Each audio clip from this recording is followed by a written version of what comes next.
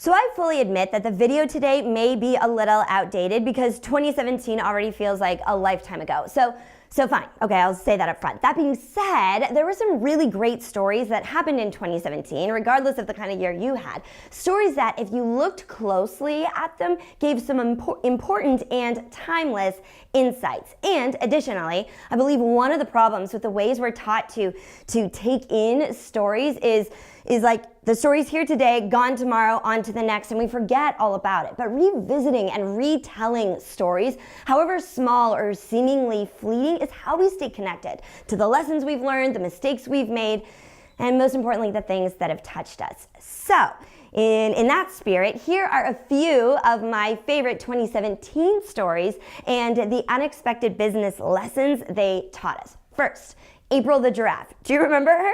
Now ask any woman who has had a baby and they'll tell you that pregnancy and labor can seem like it lasts forever. But for this sweet giraffe, it started to look like it might really take forever for her to give birth to this calf. And by some stroke of genius, I don't know the story behind that, but the park April the giraffe calls home, they offered to live stream April's endless labor. Now, I happened to tune in for the first time, and purely by luck, about 20 minutes before the baby calf was born. And I, who never has a minute to spare, was glued to the screen until the baby came out and the feed disconnected. So think about that for a moment. Getting exposure for your business is not easy. An excess of platforms and content saturation and consumers' tendencies to swipe or skip right past your message is enough to send you into like a marketing black hole of despair.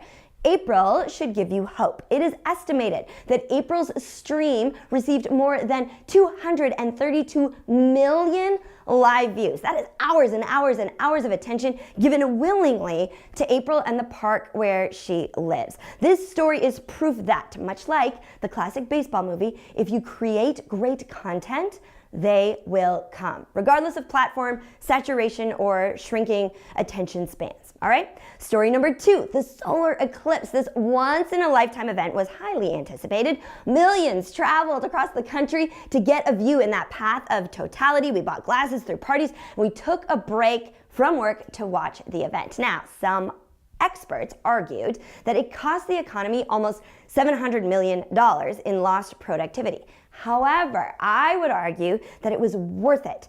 It was a morale booster. Now I'm obsessed with productivity and efficiency, as obsessed as the next guy. For example, my team is dispersed across the country. So we were planning a brief team retreat in Chicago. The team would arrive on a Thursday evening, we'd have dinner, we'd meet Friday morning for a quarterly planning, and I'd head out for a client event that afternoon.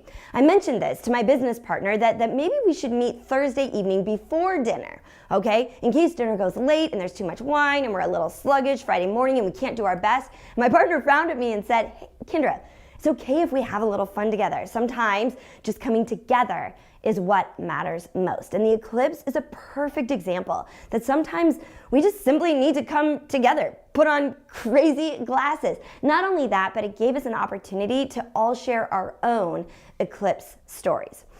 Lastly, story number 3 of 2017, the BBC interview dad. Do you remember that? His name is Professor Robert Kelly, and he was doing an interview with BBC from his home office, which is really exciting, when his young, I think it was his daughter, ran in to see her dad, and then followed closely behind was like his son in one of those walker things, and then his wife ran in and grabbed both of the kids in desperation and tried to crawl out of the room and then shut the door. It was hilarious and awful and wonderful.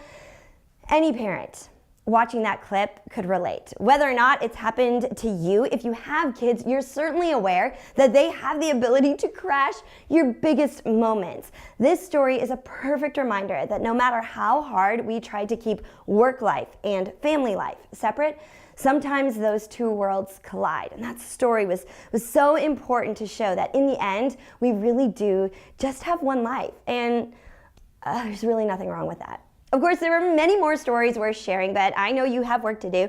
It is my hope, however, that this year and in the future, when stories happen, whether to you or they happen in the news, not only do you take a moment to recognize it as a story, But if the lesson is a good one, you hold on to it more than a couple minutes. You take note and revisit that story in the days and weeks and months to come, and watch how easy it is to see the beauty in every year that passes. All right, that's it for now. I'll be back again soon.